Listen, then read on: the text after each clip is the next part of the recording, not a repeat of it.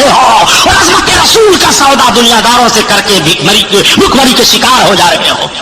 क्या सुनो, आका करीम सल्लल्लाहु तआला अलैहि वसल्लम की बारगाह में एक यहूदी एक बज़ाहिर कलमा पढ़ने वाला दोनों पहुंच गए। झगड़ा हो गया था खेत में पानी ले जाने के ताल्लुक से।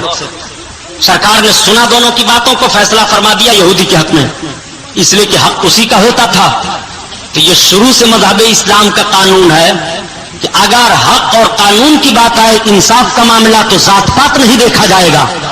और आज हिंदुस्तान में कैसे लोग हैं, अगर जात पात का मामला ही भारत की सरजमीन पर देखा गया था, तो जब हम 988 बरस तक हिंदुस्तान पर शहनशाहियत कायम करके हुक्मरां थे और हमारी तलवारें गंगो जमुन के किनारे से लेकर के तिब्बत की वादी तक चमकी थी, तो तुम सुरमा बनाने के लिए भी न बचते। ये हमारी रवादारी है, ये हमारा कारनामा है, ये हमारे मजहब इस्लाम का दस्तूर और कानून है कि इंसाफ सबको देखा दिया जाएगा। इंसाफ में जात पात नहीं देखा जाता है। ये तुम हो कि इंसाफ हमारे हाथ में है, मस्जिद हमारी शहीद कर रहे हो, इंसाफ हमारे हाथ में है, कुरान पे हमारे हमला कर रहे हो, इंसाफ हमारे साथ है, हुकूक की पामाली हमारे कर रहे हो। प्यारे, अगर हमने ये सोचा होता तो बताओ तुम्हारा हाल क्या होता। ये सरकार ने फौरन जहन दे दिया था, नहीं, इस्लाम का कानून ये रहेगा कयामत तक कि इंसाफ में जात पात नहीं देखा जाएगा, जिसका हक होता है उसके लिए इंसाफ किया जाएगा।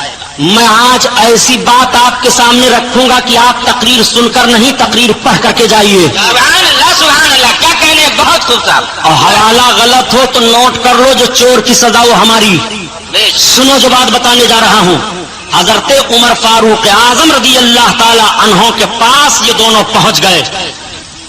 मुनाफिक जो बज़ाहिर कलमा पढ़ता था, उसने कहा सुनो चलो हम चलते हैं उमर इब्ने खत्ताब के पास। तो उस यहूदी को ताज्जुब हुआ, उसने कहा ताज्जुब है कि तुम नबी का कलमा पढ़ते हो और अपने नबी का इंसाफ नहीं मानते।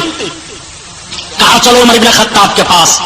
दोनों हजरत उमर इब्ने खत्ताब के पास पहुंचे और जब दोनों सरकार के गुलाम के पास पहुंचे और बात बताई, तो यहूदी ने सिर्फ इतना ही कहा था कि उमर इब्ने खत्ताब, आप जिस नबी का कलमा पढ़ते हो, नबी ने मेरे हक में फैसला दिया है।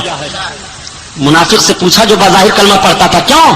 कहा सरकार ने तो इन्हीं के हक में फैसला दिया है। कहा ठीक, फिर यहाँ क्यों आए? कहा आपसे फैसला चाहता हूँ। कहा ठीक, मैं फैसला किए देता हूँ। घर के अंदर गए, तलवार उठाई, फिजा में बुलंद किया, गर्दन मार दिया। क्या कहने, यहूदी कांपने लगा। आपने फरमाया तुम मत कांप। हजरत उमर फारूक आजम के दरवाजे पर बाज़ाहिर कलमा पढ़ने वाले की लाश तड़प रही है। ऐलान हुआ कि उमर इब्ने खत्ताब ने मार दिया कलमा पढ़ने वाले मुसलमान को। सरकार को इत्तला मिली। आका इरशाद फरमाते हैं उमर मोमिन को कत्ल नहीं करेंगे। क्या कहने, मेरे सरकार का फरमान सुनो, इल्मे गैब यहीं से मेरे आका का साबित हुआ। क्या कहने, लोगों ने अर्ज किया या रसूल अल्लाह, उमर ने मुसलमान को मार दिया। आका फरमाते हैं उमर मोमिन को कत्ल नहीं करेंगे। जब सरकार हजरत उमर के घर पहुंचे जायजा लेने के लिए, तो मेरे आका पर वही नाजिल हो गई। रब ने कुरान नाजिल फरमा दिया, महबूब जो तुम्हारा फैसला न माने वो मोमिन है ही नहीं। क्या कहने, वाह, बहुत खूब। अब देखिए, आप जरा फैसला लीजिए।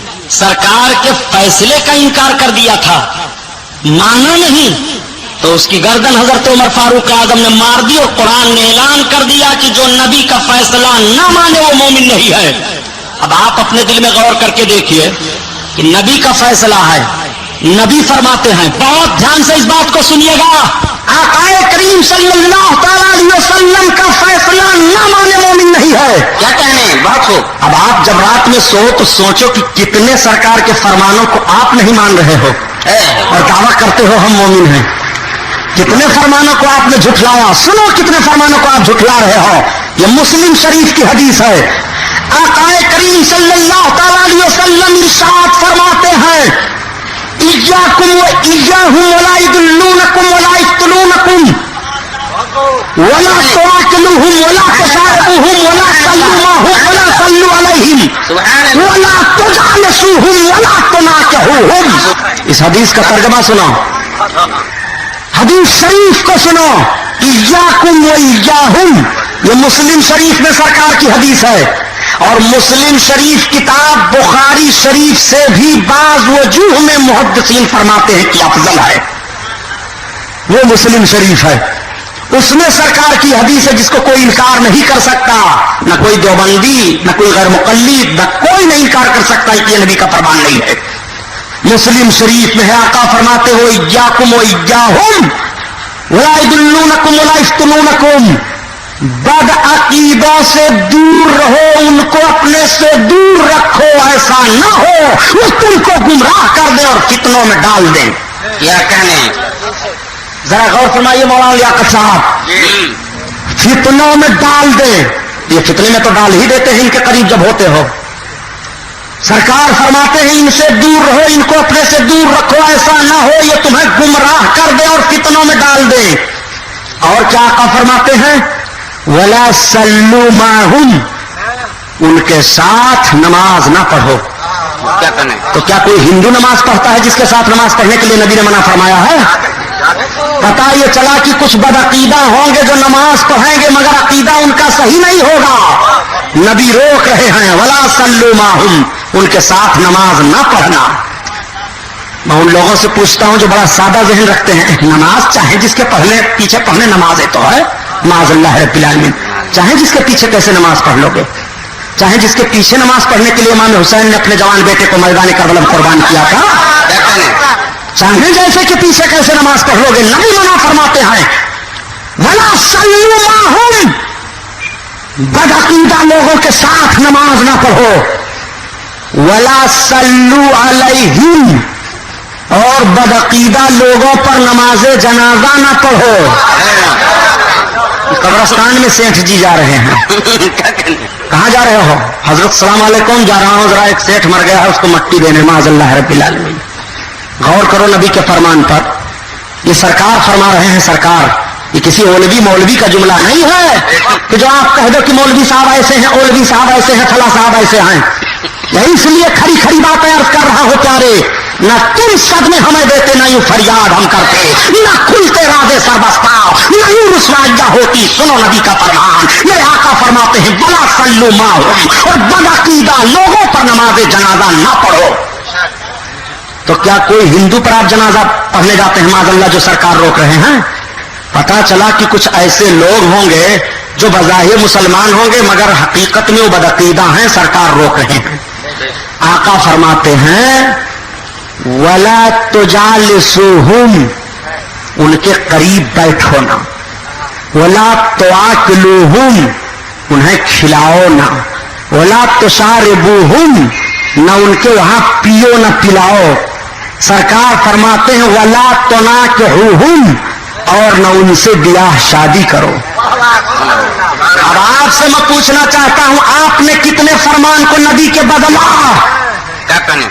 उसने सिर्फ एक इंसाफ को नहीं माना था तो कुरान ऐलान कर रहा है तुम मोमिन नहीं है, और आप कितनी बातों का इनकार कर रहे हो, या अपने दिल में कसालत महसूस करते हुए बदअमली के शिकार कर रहे हो।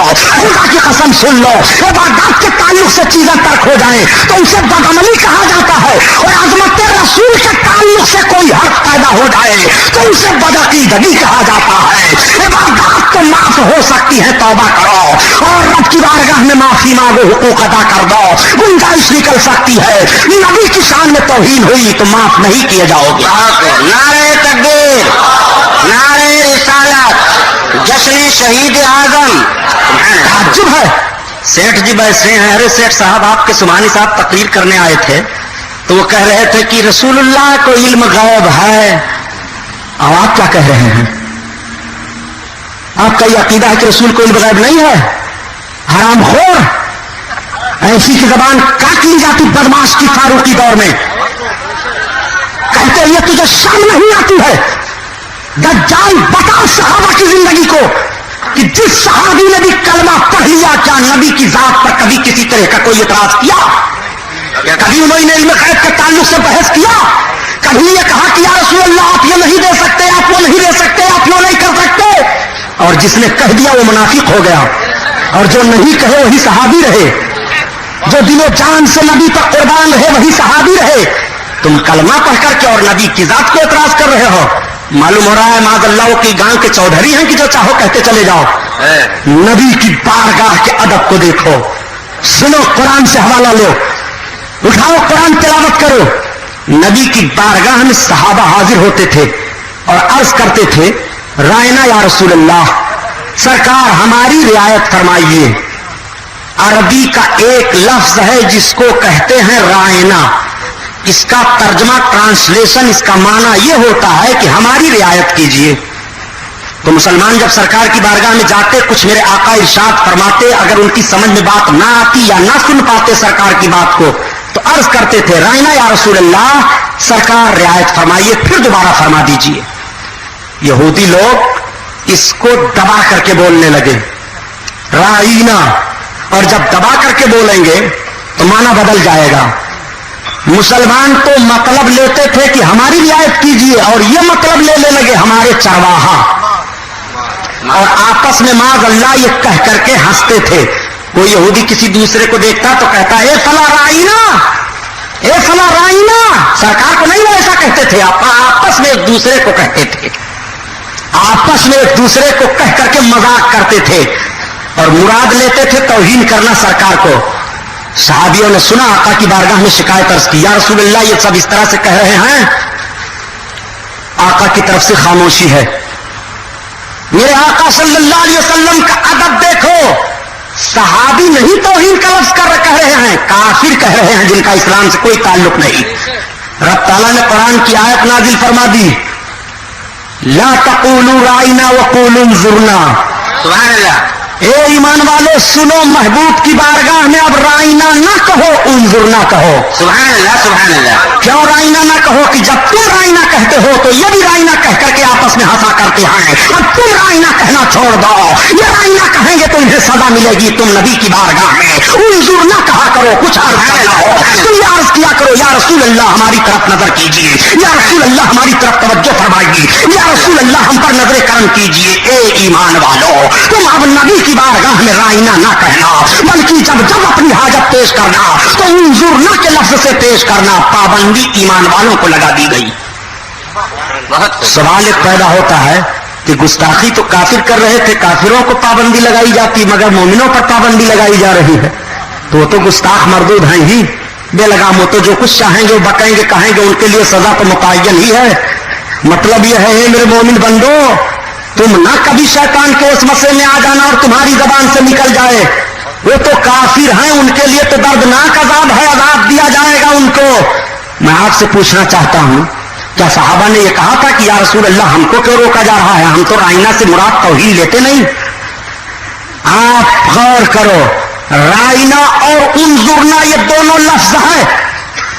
ایک آدمی کل کاغذ میں لکھے کہ کیا فرماتے ہیں علماء دیوبند کی نبی کو رائنا کہنا جائز ہے کہ نہیں، اور انظرنا کہنا جائز ہے کہ نہیں، اور دونوں لفظ کا لغوی اور اصطلاحی معنی کیا ہے. میں کہتا ہوں خدا کی قسم، اگر صحیح دیوبندی مولوی نے بتا دیا تو یہیں پر دیوبندیوں کے عقیدے کا جنازہ نکل جاتا ہے. کیا کہنے، بہت خوب، بہت خوب. تم کیسے سرکار کو کہہ گئے کہ محمد مر کر کے مٹی میں ملنے والے ہیں؟ تم کیسے اپنی زبان سے کہہ جاتے ہو کہ ان کو علم غیب کہاں معلوم تھا؟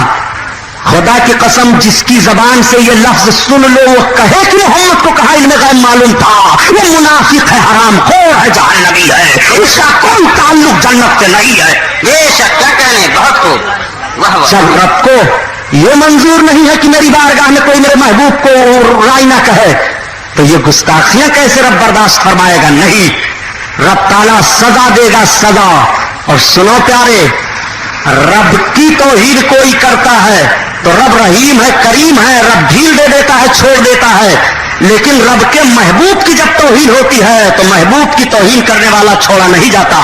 بتاؤں کیسے؟ نمرود نے 1700 برس خدائی کا دعویٰ کیے ہوئے بیٹھا رہا، مگر ڈھیل اس کو دی گئی تھی. جیسے اسی نمرود نے اللہ کے پیغمبر، اللہ کے محبوب حضرت ابراہیم سے بغاوت کی، اللہ نے لڑے مچھر سے اس کو مروا دیا.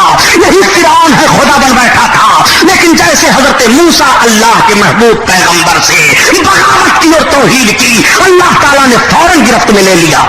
بے شک، بے شک. محبوب کا گستاخ چھوڑا نہیں جاتا ہے. کیا کہنے، آپ ذرا ان باتوں پر غور کر کے اپنے ایمان و عقیدہ کا فیصلہ کیجئے اور حوالہ لیجئے، درود پاک پڑھیے. سیدنا مولانا محمد المعدن الجود والکرم وعلی آلہ وبارک وسلم. صلاۃ و سلام علیک یا رسول اللہ صلی اللہ تعالی علیہ وسلم.